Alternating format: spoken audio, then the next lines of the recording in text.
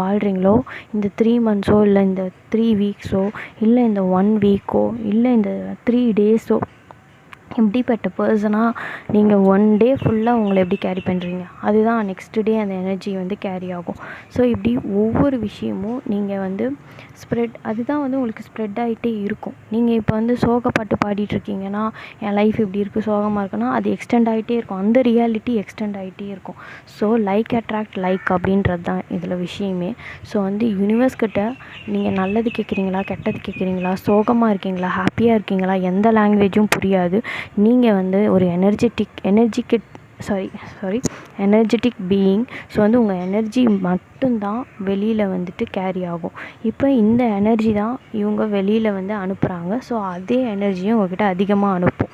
Like எனர்ஜியாக அனுப்புறதுன்னு சொல்ல முடியாது, சுச்சுவேஷன்ஸ் அந்த மாதிரி. இப்போ நீங்கள் ரொம்ப டாக்ஸிக்கான ஒரு என்விரான்மெண்ட்டில் இருந்துட்டு ஒரு டாக்ஸிக் பீப்புள் கூட வந்து ட்ராவல் பண்ணுறீங்க. லைக் அவங்க ஃபேமிலியாக இருக்கலாம், ஃப்ரெண்ட்ஸாக இருக்கலாம், இல்லை ஆஃபீஸில் இருக்க கொலீக்ஸாக இருக்கலாம். அவங்கக்கிட்டலாம் நீங்கள் எப்படி ரியாக்ட் பண்ணிகிட்ருக்கீங்க, அதை வந்துட்டு நீங்கள் உங்களால் வந்து எடுத்துகிட்டு போக முடியாமல் சஃபர் ஆகிட்டே இருக்கீங்க.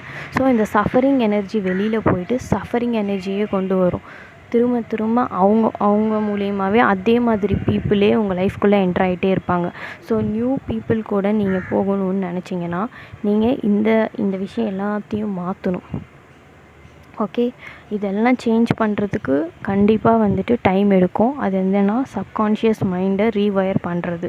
ஓகே, ஏன்னா உங்கள் மைண்ட், உங்களோட இன்னர் வேர்ல்டு தான் அவுட்டர் வேர்ல்டை க்ரியேட் பண்ணுது. ஸோ அதனால் சப்கான்ஷியஸ் ரீவயர் பண்ணுறது ரொம்ப இம்பார்ட்டண்ட். உங்களோட டீப் பிலீஃப்ஸ் இருக்கு இல்லையா, 95% வந்து உங்கள் டீப் பிலீஃப் அதுபடி தான் உங்கள் வேர்ல்டே வந்து வெளியில் அவுட்டர் வேர்ல்டு ரியாலிட்டியே எக்ஸிஸ்ட் ஆகிட்டுருக்கு. ஸோ 5% தான் நீங்கள் கான்ஷியஸாக திங்க் பண்ணுறது எல்லாமே நடக்கும். மற்றபடி எல்லாமே டிஃபால்ட்டாக நீங்கள் என்ன செட் பண்ணியிருக்கீங்களோ அதுதான் நடந்துகிட்ருக்கும். ஸோ புதுசான ஒரு ட்ரீம் ரியாலிட்டியை உள்ளே கொண்டு போகணும் அப்படின்னு நினச்சிங்கன்னா, அந்த பர்சனாலிட்டியோட ஸ்கில், அந்த பர்சன் எப்படி இருப்பாங்க, அந்த ஆக்டிவிட்டீஸ் என்ன, இது எல்லாத்தையும் நீங்கள் உங்களுக்குள்ளே வந்து லைக் நீங்களாக தான் உள்ளே செலுத்திக்கணும். நீங்களாக தான் லைக் அஃபர்மேஷன்ஸ் மாதிரி உள்ளே கொண்டு போய்க்கணும். அது வந்து நீங்கள் selectively you need to choose. உங்களுக்கு எப்படி சொன்னால் உங்களுக்கு வந்து அந்த பாசிட்டிவ் ஃபீல் வருதோ. எல்லாருக்குமே டெய்லர் ஸ்டிச்சுடு தான். நீங்கள் வந்துட்டு எல்லாருக்கும் பொதுவாக இருக்கிற ஒரு அஃபர்மேஷன்ஸ் எடுத்து உங்களுக்கு ஒர்க் ஆகலை, திருப்பி சொல்கிறேன், அதில் எனக்கு எதுவுமே ஒர்க் ஆகலைன்னா நீங்கள் உங்களுக்கான அஃபர்மேஷன்ஸை நீங்களே உருவாக்குங்க. நான் ஒரு பெஸ்ட்டு பர்சன், எனக்கு இன்றைக்கி நல்லது தான் நடக்கும்.